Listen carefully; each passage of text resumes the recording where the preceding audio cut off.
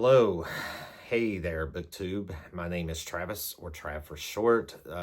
Some of you might know me as Trav from Trav's Bookshelf, my former channel that I ran before I, completely annihilated it at the beginning of the year, pretty much. But I'm back. I created this new channel called Books, Builds, and More, where I plan to read books, build things, and maybe just a little bit more. I initially planned to make a sort of comeback after the beginning of 2026, but darn it, I saw this tag and I wanted to do it right off the bat instead of waiting because it was a really good tag, I thought. And I wasn't tagged in it unless you count being tagged in the comments after I left a comment. But I saw the tag originally on a channel called Youngs and the Restless. It's run by a very nice young couple named Lauren and Ben, who run the channel, and they are great. It's a great channel. They're fairly new, a few months old, I believe, but they're already over 400 some subscribers. So I want to encourage anybody that's watching this to please go check that channel out. They're awesome. They're great. I love their content. They're in the middle of a Vlogmas series right now, and they're on day 16, I think, the day I'm recording this. And their version of this tag, the Bookish Favorites tag, was done on their 15th day of Vlogmas, which was yesterday, I believe. And I commented on it, really enjoyed the tag, and I thought the kind of tag that this was, after I watched their video and got into it, I thought, this might be a nice little prelude, since I'm making a comeback, to do this tag before I come back officially, per se.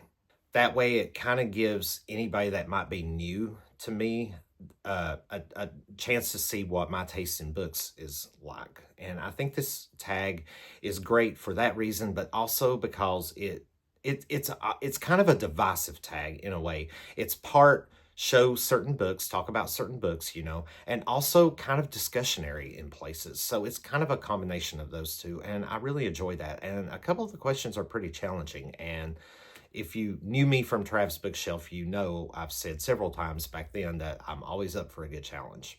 Ironically, before I left Trav's Bookshelf and buried it forever, I had said that I was never going to do book tags again because there were some issues I had with book tags. But you know what? Whatever. It is what it is. So with that said, let's get started with the Bookish Favorites tag.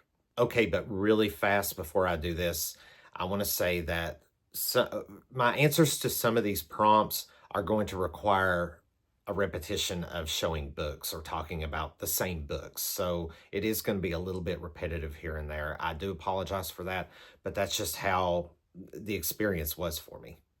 Okay, there are a lot of prompts, I think 14 in total. So number 1, 5 books that define your taste. And in this case, by taste, I'm going to say reasons for reading, basically.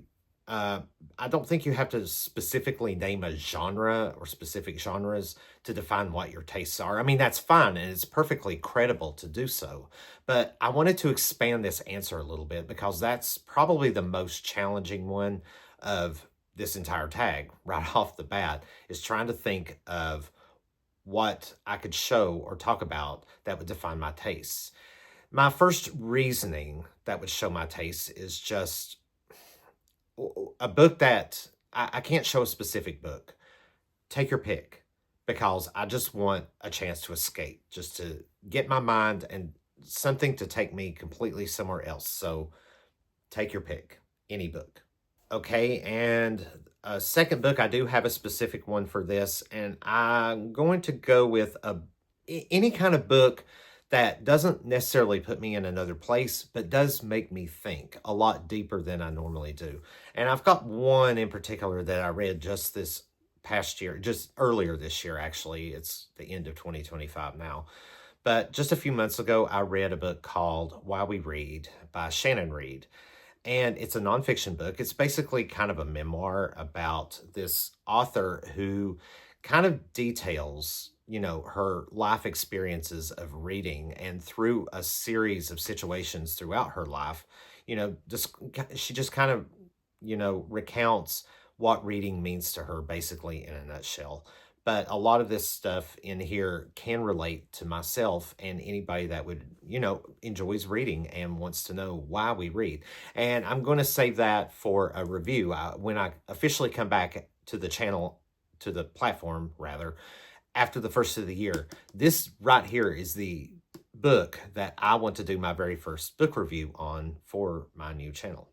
I guess my third reason that would show my taste in books stems from the fact that I like books that sometimes physically affect me. They physically move me. And I, like, for example, one of my favorite horror books is The Troop by Nick Cutter. Also, Pet Sematary by Stephen King. Both of these books had the same exact effect on me. I was reading them. They bothered me to the point to where I literally had to get up from my recliner, where I usually read at in my living room, and move over to my couch because, see, in my recliner, there's nothing behind. It's just open space. But there's a wall behind my couch. It's up against the wall, so at least on the couch, I know there's nothing sneaking up behind me, that way. Plus, I had to turn on some extra lighting. My house doesn't have the best lighting anyway, but I had to turn more lights on in this situation. Also, speaking of Stephen King books, one that moved me emotionally, really emotionally, was 11/22/63. Just the very last sentence alone was enough to send me over the emotional cliffside. It was just, this book is just very powerful, just extremely powerful, and one of the most emotionally moving books I've ever read. So yeah, I'm not going to lie, I shed tears on this. Not like, hysterical sobbing level of, crying, but, yeah, it did move me quite a bit. So yeah, books like those that, really do, like, actually do something for me physically, whether it means I move my entire body to another location because something in the book frightens me or bothers me enough to want to move somewhere else, or it just affects me emotionally to where I'm crying or laughing out loud. There's another book called Swamp Story by Dave Barry. Actually, I think it's right here, that absolutely cracked me up. Absolutely cracked me up. This book is probably the funniest book I've ever read in my entire life. And I was slapping my knees. It's just a reaction that I have if I start laughing too hard. My stomach started hurting. I got a headache from laughing so hard. Yeah, any type of books that affect me like that, yeah, that's something that I like. I think could be considered, a taste in books. I think everybody can relate to that. I also like books, speaking of relocating and just escapism in general, but I really, once in a while, like books that put me in certain very unique and unusual situations or settings or stories. And the one book that I thought of that kind of right off the bat that fit that kind of description is a thriller that I really enjoyed. Not the best one I've ever read, but it was really, really good because of its very unique premise, and that is a book called Sign Here by Claudia Lux. And the reason why it's unique is one of the main settings in the book, it takes place in hell itself. Yeah, but the concept of hell in this book is heavily satirized, and it's done that way to fit certain plot designs, by the author, I think, later on in the story. But you're kind of following two storylines in this book, one in hell, where our main protagonist is actually at in here, and he's kind of following this kind of well-to-do but highly dysfunctional family on Earth because he's up for a promotion and he needs to collect one of the souls, only one more of the souls, and he should get the promotion from one of the members of this family. So while that does sound like a unique situation, and it is for a book like this, because again, like I said, hell is not like described as, like a common, the common conception that everybody tends to have about the place. But because of how it's written and how the characters kind of move and manipulate around it and within it and reside within it and work within it, and just what it represents is what was unique about this story. But there is a lot of cliche in this book as well, like, typical highly dysfunctional family, go off to a family vacation, where something drastic is going to happen eventually.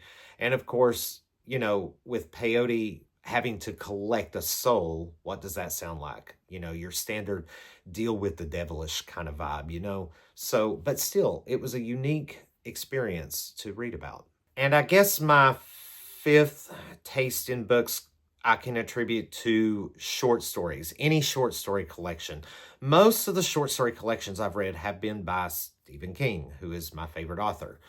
But I have read other short story collections before, and I love a good short story collection. I'm a sucker for short story collections because to me, a short story collection represents a break from reading. Don't get me wrong, I love novels. Of course, I wouldn't read if I didn't at all. But you it's kind of like an analogy if you were to eat out at your favorite restaurant all the time, but every once in a while you need to treat yourself, say, hey, okay, let's skip so-and-so restaurant tonight and go for an all-you-can-eat buffet where we can, try a whole bunch of samples. To me, that's kind of like, what a short story collection represents, in terms of reading between novels or novellas, whatever have you.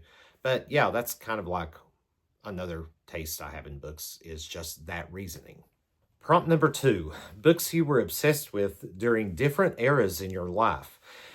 I don't really recall anything I was truly obsessed with. Actually, I do. Yeah, I take that back. When I was in middle school, going into high school, maybe coming out of elementary school, I just remember when I was a kid that I loved those choose your own adventure books. I mean, I ate those books up. I could not get enough of those books. I had to get each and every one I could get my hands on and just devour it.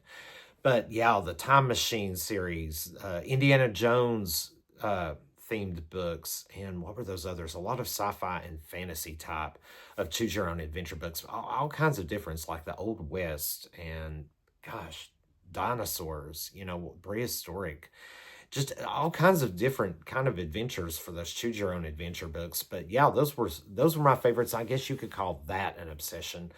Now, when Harry Potter came out, that was the only series I've read 3 times in my entire life, which of course that's nothing compared to a lot more hardcore Harry Potter fans who probably still read it to this day, the entire series. But I don't think I would necessarily classify that as an obsession. I mean, yeah, I was a huge fan for a while, but I wouldn't go as far as to say obsessed. Not like the Choose Your Own Adventures. I lived, slept, breathed, and ate those books. So I think that's the only time I could truly clarify some type of actual obsession. Prompt number 3, favorite genres. I love a variety. Basically, I love a variety. I've been, like I said earlier, I think I've been kind of wading into nonfiction, but I wouldn't call it a favorite right now because I'm just kind of getting started. I've only read one Western in my life, and that was Lonesome Dove, and that was earlier this year in 2025. And although I'm not opposed to Westerns now, I was kind of standoffish with them before I read Lonesome Dove, but I don't want to base the entire genre on one book. The next Western I read, it might be bad. But as it stands right now, as I'm discovering these new genres, my favorite ones for now that stand are pretty much fantasy, thriller, and horror, definitely. I've been really getting into those in the past few years. Stephen King, on my channel, Stephen King is his own genre. You've got fantasy, thriller, horror, comedy, nonfiction, Western, whatever, classics, but also Stephen King. He's his own genre on my channel. That's just the way it's going to be. So, Stephen King. I also like classics, like I just said, classics, but also cozy mysteries. I've recently discovered cozy mysteries. Back in 2024, I read the first 4 books of Richard Osman's Thirsty Murder Club mystery series, cozy mystery series, and really loved it. Just read the 5th book a few weeks ago. Loved it. So yeah, I think cozy mysteries are going to be a favorite genre going forward. Prompt number 4, favorite authors. Okay, well, I just said Stephen King, obviously, but I also love T.J. Klune. I've read only 4 books by him, but I have some more on my shelves lined up that I really am interested to read, especially a series by him that I'm actually going to be discussing here in a few prompts. But also, I love Judith Sonnet. She's a new author I just discovered toward the end of 2024 and really enjoy her books. I mean, she is a phenomenal writer. She's just got great characters, great story ideas, and can twist a plot worse than a pretzel. I mean, she's just awesome. I really love that author. But also, fantasy author. I've only read one trilogy by him, and that's Mark Lawrence. I definitely want to get into more of Mark Lawrence's literature at some point because I think he is in the running to be one of my favorite authors as well. Prompt number 5, favorite form of reading. And I'm guessing that means like audiobooks, ebooks, physical books. Okay, well, this is a no-brainer. Physical books, all the way, hands down. That will always be it for me. If the world ran out of physical books, I would just stop reading. Because now, audiobooks, I can do audiobooks, and I have done audiobooks, and it's not been bad, and I have absolutely nothing against audiobooks. I don't have anything against ebooks or Kindle, anything like that, any kind of electronic reading or stream reading or whatever you call it, digital reading, there you go. But because I definitely see the convenience. People love the convenience, and it's something that they enjoy doing. I personally can't do the digital version of reading, like on a screen. It hurts my eyes to stare at my phone for a long time. As it is, I'm not about to stare at a tablet or anything like that. I can barely sit at the computer for more than an hour without getting some kind of eye strain or irritation.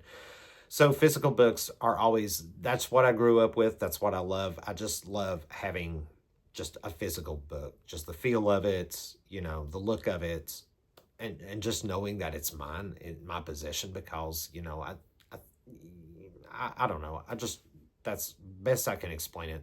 Audiobooks, if I do audiobooks, I have to listen to them while physically reading the book. Now, that sounds very stupid and counterproductive, but I know that some people do it, and I think there are good reasons for doing that. I have to do it whenever I did it with Mark Lawrence's library trilogy, all 3 books. I listened to the audiobook for all of those because it is a fantasy. There were words and names of places that were probably foreign and exotic that I probably wouldn't know how to pronounce. And I wanted to do the book justice for myself, as a reader, that I wanted to understand it and know how to pronounce it and trust that that's what the author wanted it pronounced as.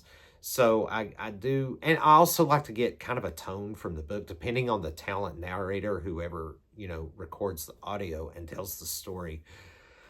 Excuse me. But audiobooks, I can't just listen to them on my own because they just become background noise, and that I can't do it. I won't be able to retain any information. It'd be like having the TV on in the background while I'm doing housework or something.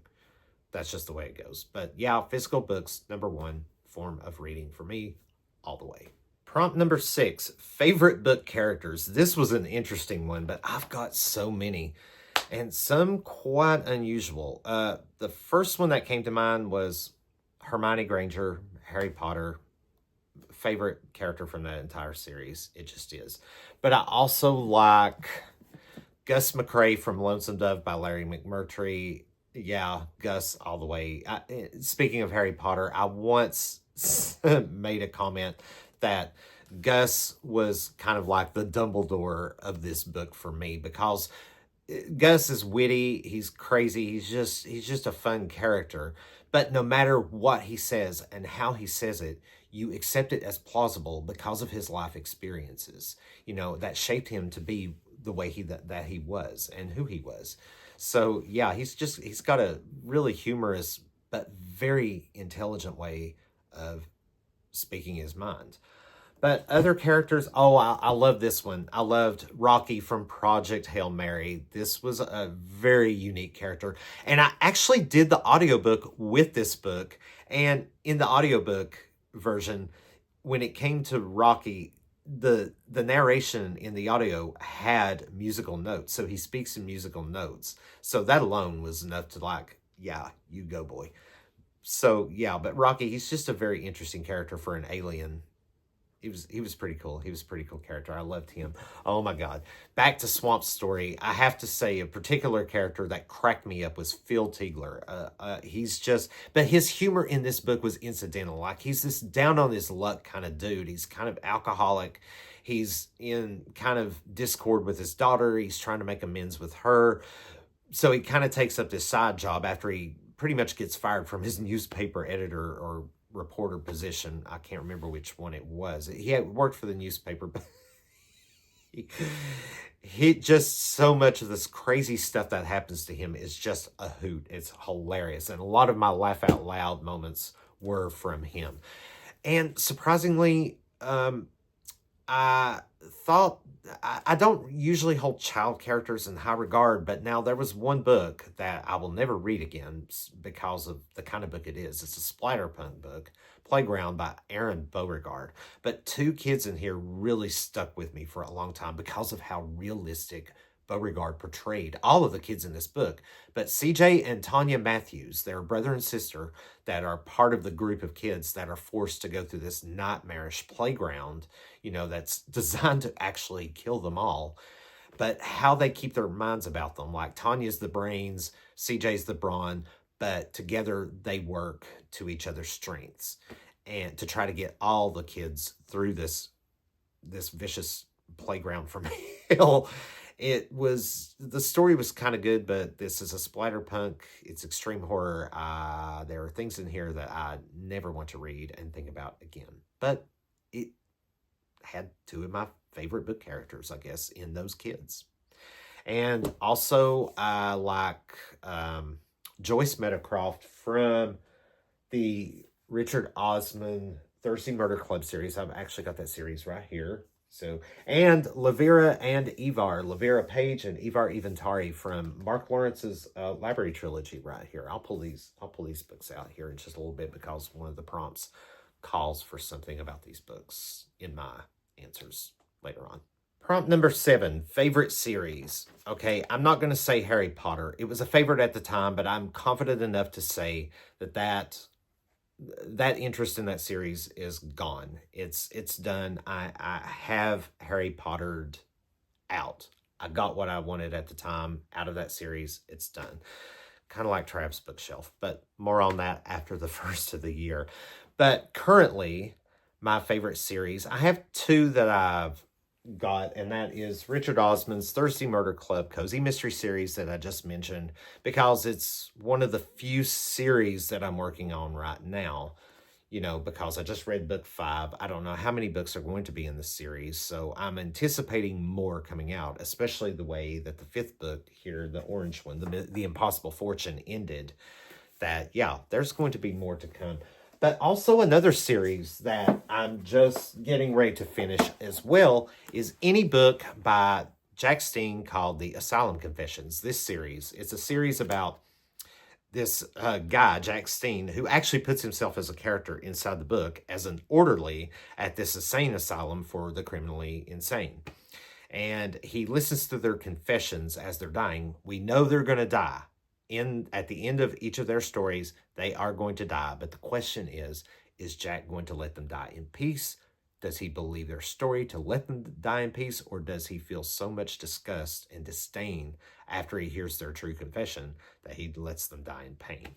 That's the question that you have to think about every time you answer you read through one of these confessions. And these books are a lot of fun in that way. This is a book that not only gives you an escape, but gives you something to think about. And that's pretty cool. So this is one of my favorite current series. These next two prompts, 8 and 9, are pretty much related. Number 8 says, a series you're most excited to finish. Number 9 is a series you're most excited to start. I'm going to flip these over and start with number 9 and go back to number 8. Series you're most excited to start. Okay, for 2026, I've already decided I'm going to do Stephen King's Dark Tower series. Finally going to get to it, but not just the books related to the series, not the original 7 or 8. I think 8, if you count Wind Through the Keyhole, which is counted, its billed as 4.5. So it's kind of like the companion to the series, but a lot of people read it within the series where it's supposed to be in the series. Some don't. but I'm going to discuss that in a later video when I do that on after the first of the year. But regardless, I'm going to do it as an extended read, meaning I'm not just those books, but more books that either reference the Dark Tower series, but books that end up on a lot of people's list that read the Dark Tower as an extended series. Again, I will explain more of that once 2026 rolls around, and I explain more of that in a video I wasn't originally going to do, but decide, hey, I might as well do it. Of course, another series that I just showed, and I just pulled them off the shelf here, are TJ Klune's Green Creek series, and I've already got the 4 books of that series of Wolf Song, Raven Song, Heart Song, and Brother Song, so I'm excited to get to those at some point. I was going to do those earlier, but, you know, things change. I had a book club. I joined a book club at the beginning of the year, and, you know, I've been kind of busy with that. I've had a lot of life-altering things happen throughout the year, and just overall, my reading tastes have just, you know, kind of changed here and there. Another series I'm anxious to get started is a very popular one, but it sounds really cool. It's called Dungeon Crawler Carl by Matt Denneman. You know, this is a huge series as well. I think it's up to like 8, 9, maybe 11 books. I don't know. I'm not quite clear on that just yet. But this was another one, just like TJ Klune's series here. I was wanting to start earlier, but again, for reasons I just stated, didn't. But definitely want to get to this at some point. But a lot of these series that I want to start are going to have to be on hold anyway until after I complete the Dark Tower, because that is like #1 priority reading project for me at the start of 2026. This next one is a fantasy, a 4-book series, I think it is. It's called the book 1 of the Spellgiver series. This is called City of Shards. So it's the Spellgiver series, but it's supposed to be really, really good. So I'm anxious to get started on that one at some point. Speaking of cozy mysteries, I've got one called The Marlowe Murder Club by Robert Thorogood. Now, there's a channel I want you to check out for sure. Just like Young's and the Restless, check out Casper's Mystery Corner. Brian, who used to run a channel called Adventures in Literature, well, now he and his pet bird, his feathery sleuth friend, Casper, run a channel called Casper's Mystery Corner. And recently, Brian did a review of this book, and I've read good reviews about this book already, but after hearing Brian's review, I'm like, okay, sold, got to get to it. But I got this book sometime last year because it just looked interesting anyway. And as much as I loved it, it's an inspiration from the Thirsty Murder Club, basically. And it's, you know, closely related in title, you know, the Marlowe Murder Club. Just one word changed in it. So I'm like, yeah, sold all around. But again, when I get to it, don't know. Another little cozy mystery that I discovered from a friend on Goodreads channel under their Want to Read list is a noodle shop mystery. It's basically a cozy mystery, but it says a noodle shop mystery, and it's a series by Vivian Chien. And this first book is called Death by Dumpling. This cool little mass market paperback here. It just sounds quirky, and if it's anything like the cozy mysteries like I've been reading, which is only one, of course, right now, then this should be pretty good, and I'm looking forward to this at some point as well.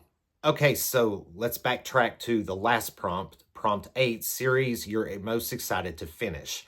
Well, a couple of series right now that I'm kind of in the middle of is, well, one, I'm just about done. I'm going to finish the last book of it within the next 2 weeks because I want it done by the end of the year. And that's the 9th book. This is a recent release from Jack Steen in his Asylum Confessions series. And this one is subtitled Killer Teens.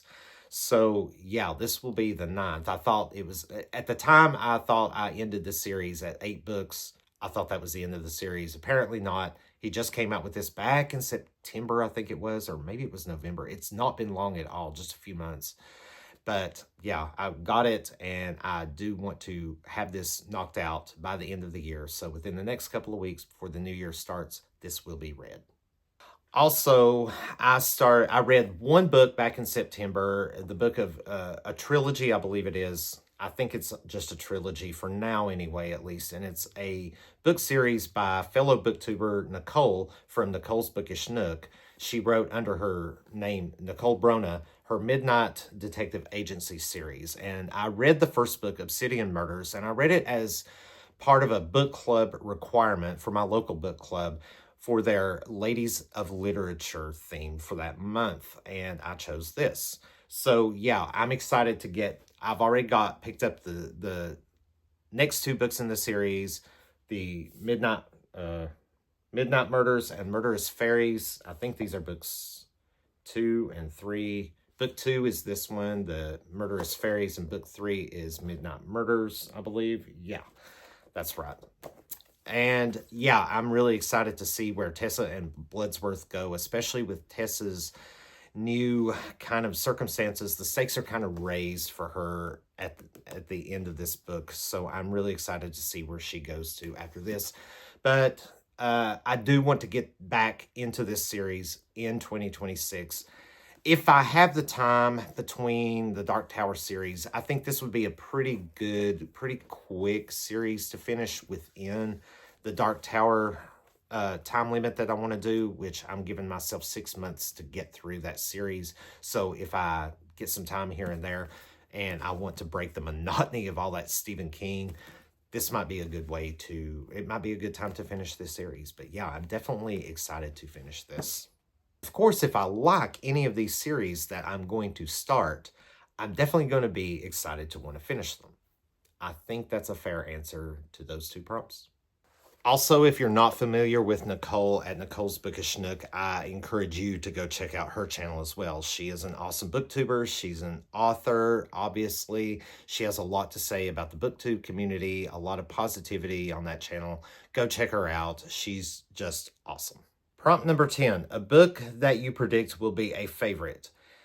I had to think about this one a little bit, and I settled on this one. So speaking of the Dark Tower series, this book came to mind, and I actually thought about this long before I even thought about starting the Dark Tower series, because I've heard a lot of reviews about this particular book in the series being a lot of people's favorite, not only from the series, but one of their overall favorite Stephen King books. So I'm really hyped about Book 4, Wizard and Glass.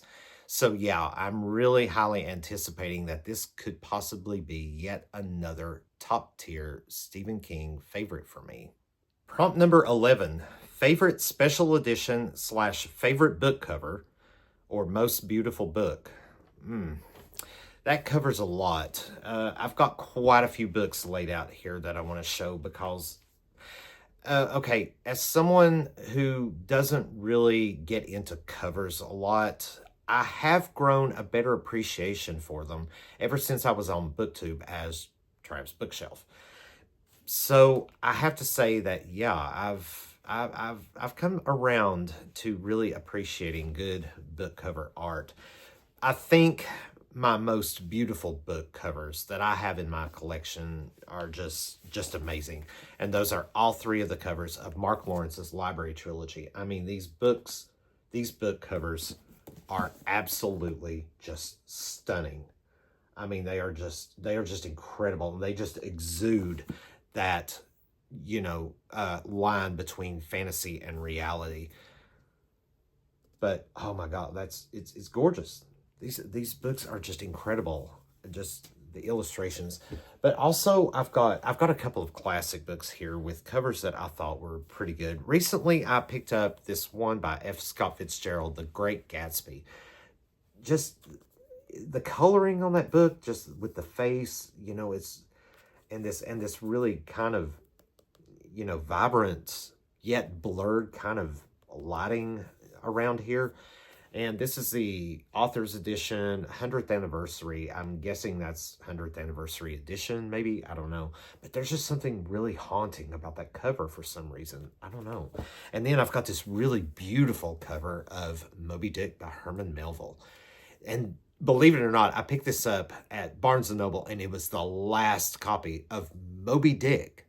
Of all books, of all classic books in a bookstore, Moby Dick, I got the last edition. So somebody out there must be reading Moby Dick in a book club or something. I know that we're going to. That's why I picked this book up. But you can open this up and expand it.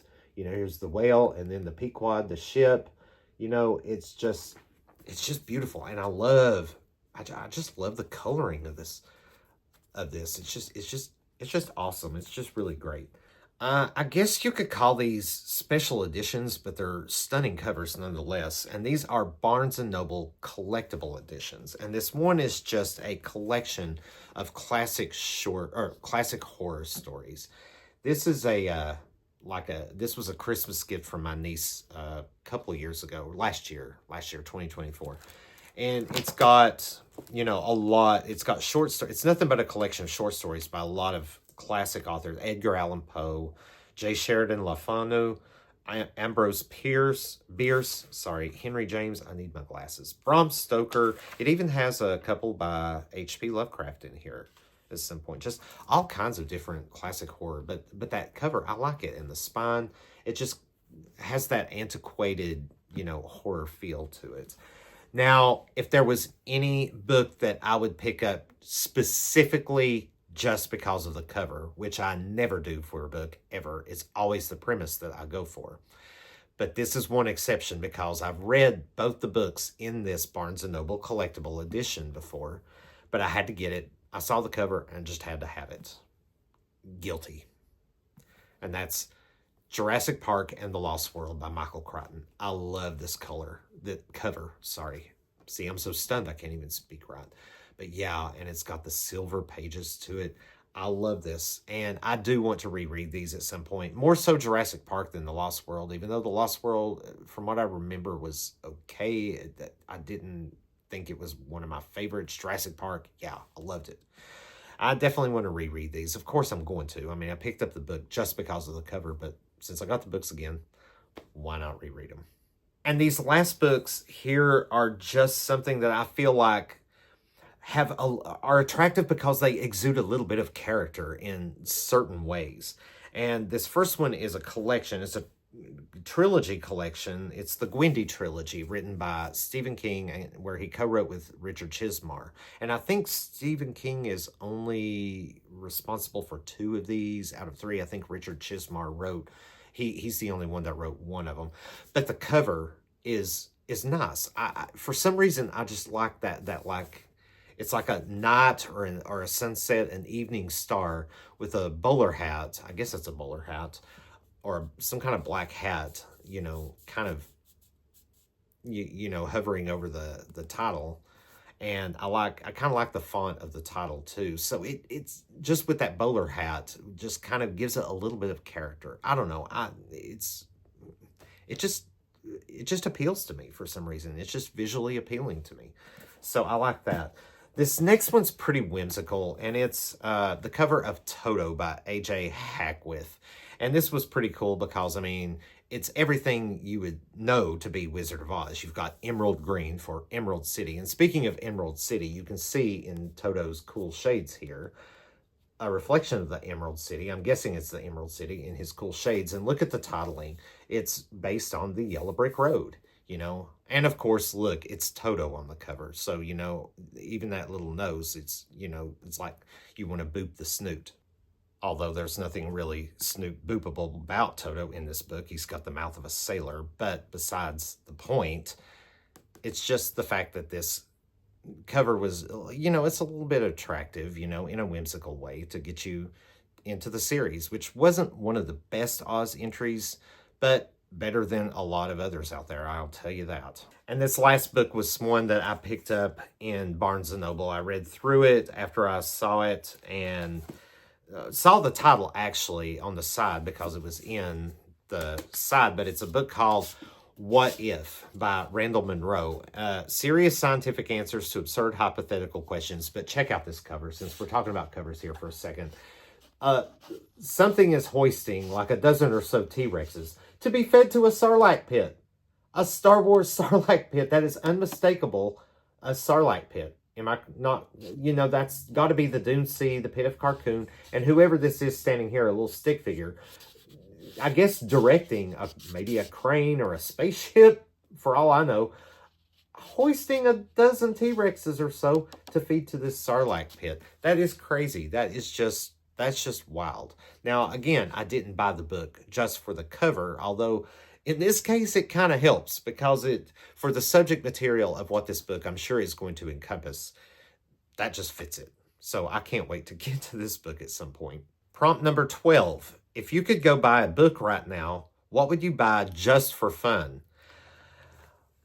Honestly, believe it or not, I would probably go pick up The Divine Comedy by Dante Alighieri, or just simply Dante as he's more popularly known as. I read that way back in high school or I think college. I can't remember. That's like 183 years ago. But I remember really enjoying it.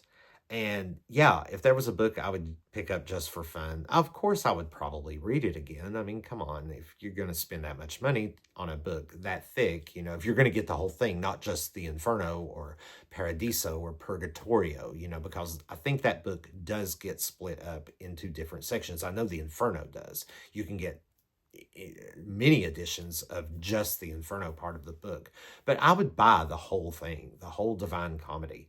And it's one of my favorite classics because it's just such an epic poem and just so descriptive, and it's just really enthralling. But yeah, that's probably the book I would go pick up just for fun.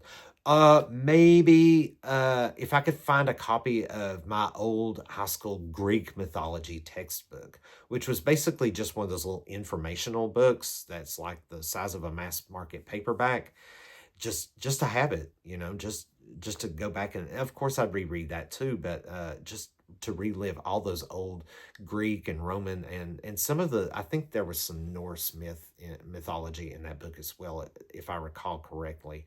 But yeah, I loved it. And yeah, those would probably be the two books I would go pick out just for fun. Prompt number 13, favorite bookish merch you own plus shops you like. And I'm assuming bookstores, bookshops. Merch, I don't really have anything in terms of merch per se, I guess, unless this counts. And one thing I have are these bookends that I have. I bought several sets of these for all the shelves to fit all the number of shelves on each side of my bookshelf. Why didn't I just do a bookshelf tour to begin with before I did this tag? Because I pretty much just did that throughout this tag. But it is what it is. I will do a bookshelf tour after the first of the year, I promise. So anyway, but it's got these, it's obviously book, and I thought this would be a pretty cool decoration to put on the bookshelves and then of course I've got all of my bookmarks, like just like a hot dog and a French fry, and then just some of these others, musical ones. I've got these really cool ones here. Shoot. Well, anyway, got another one. That one that fell on the floor is like the world map bookmark. Okay, for bookshops, I have access to a Barnes & Noble, obviously, about 30 minutes away. So I don't go there that often because I do have a Books A Million that's closer, and so I frequent that a lot. However, there are a lot of Books A Millions around where I live. There's one about an hour away. I'll go there if I'm absolutely desperate to find a book that none of the other bookstores around here have. But yeah, so Barnes & Noble and Books A Million are pretty much my have-to go-to bookstores if I want to go get a physical book. But I recently found out that we have a used bookstore, Bubba's Book Swap. It's East Tennessee. Go figure. What are you going to do, So I haven't checked that out yet, but I do intend to go, especially eventually when I unhaul books. I want to go check out what their unhaul policy is, trading books and just see what of course, just see what they have and of interest. I used to do this a lot, but I don't frequent down there anymore either. But I'm only an hour and a half away from Gatlinburg, Tennessee. And there's a really nice little quaint bookshop down there called The Next Chapter. And because it is Gatlinburg, meaning it is a tourist, destination, it can be a little pricey down there, but it's well worth the visit just to go down there and see the shop, because it's, just like a lot of the other shops in Gatlinburg, It's pretty quaint. It's nice and cozy. It's comfy in there. It's very friendly, and they have a pretty good book selection down there. I'd really like to go down there at some point. I need to. It's been a long time. But yeah, those are pretty much all the shops that I like. And the last prompt, number 14, favorite book creators. And by that, I'm assuming BookTube creators. Okay, I take back what I said about the first prompt being the most challenging question of this tag. It's this one for me personally, and here's why. And I hope I'm going to try to say this as carefully and as fairly as I possibly can, but most of all, honestly. And the fact is, I don't have any favorites because I just simply don't play favorites. Not to say that people that do have favorites are playing it. You know what I mean? If you have favorites, that's perfectly fine. It's perfectly natural to have favorites. People you're drawn to with similar interests, you like their personalities, you're drawn to them in some way. You know, it's perfectly fine. I just don't do that. I think everybody is equally important on BookTube. Not saying, again, that people that have favorites are, you know, saying that others are lesser than they are, therefore they have favorites. I'm not saying that at all. But regardless, I hope I'm making sense with this. I like watching. There are channels that I do watch more than others, and for the most part, simply because they just put out more content than others. So, you know, I'm constantly watching them.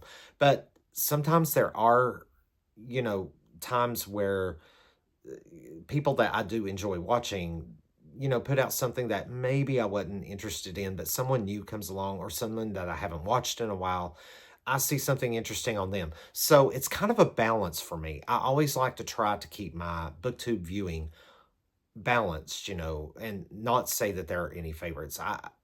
I've never been one to play favorites or do the whole favoritism thing. You know, I just, there are things about it that I just disagree with. So if you have favorite creators, that's great. It really is. It means that you care. It really does. And I care too, but just not enough to say they're a favorite. But I do hold them in high regard. I hope I made sense and I hope I was fair. But like I said, I have to be honest. And that's it. Usually at this point of a tag, there's another prompt, and that's to tag others. But this one didn't have one for some reason, or at least I didn't see one in the videos that I watched. So usually that's a staple of book tags, but in this case, it just simply wasn't apparently. But regardless, the same rule still applies. Whether it's a prompt or not, anyone that watches this or is interested in doing the tag, please feel free to do so. So I'm not going to tag anybody specific. Please go check out the channels that I have tagged below, though, and I promise you they are all great channels. Awesome. I really enjoy these channels. And that was a lot of fun. I have to say that definitely rusty. You could tell, definitely could tell I haven't done this in a while. But hopefully when I officially come back after the first of the year, I can get back into the swing of things, especially with what I've got planned going into the year with this new channel that I've created and wanting to get back into doing this, even though I said I wasn't going to. And I'm going to do kind of a reintroduction video, sort of, even though I wasn't a very popular channel to begin with. And really, I did a goodbye video on that channel and really shouldn't have. I didn't really see, there really shouldn't have been a point to that. I should have just left. But I did one because I thought, you know, I did have people that followed me and I wanted to do the courtesy of at least saying, this is why I'm leaving, even if it was just for a few people. So I'm kind of going to do the same thing, but it's going to be kind of a newbie, not a tag. I'm not doing the newbie tag.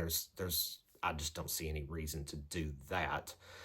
But especially since I'm technically returning to the space. But anyway, I'm going to get off on a tangent here, and I don't want to do that. But that's my wrap on the Bookish Favorites tag. And as kind of a pre-introduction to my return to BookTube, I guess, per se, if you want to call it that, such as it is. But anyway, I'm going to leave now, and I will hopefully see you after the first of the year on my new channel, Books, Builds, and More, once I officially launch it.